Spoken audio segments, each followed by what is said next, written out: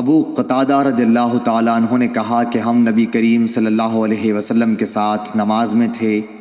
آپ نے کچھ لوگوں کے چلنے پھرنے اور بولنے کی آواز سنی۔ نماز کے بعد آپ نے دریافت کیا کہ کیا قصہ ہے؟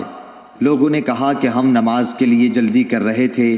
آپ نے فرمایا کہ ایسا نہ کرو، بلکہ جب تم نماز کے لیے آؤ تو وقار اور سکون کو ملحوظ رکھو۔ نماز کا جو حصہ پاؤ اسے پڑھو، اور جو رہ جائے اسے بعد میں پورا کر لو۔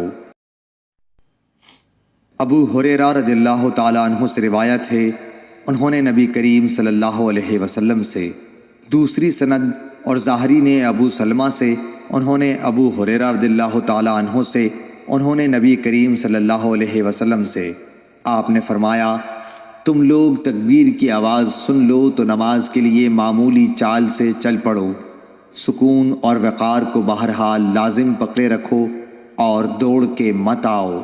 پھر نماز کا جو حصہ ملے اسے پڑھ لو، اور جو نہ مل سکے اسے بعد میں پورا کر لو۔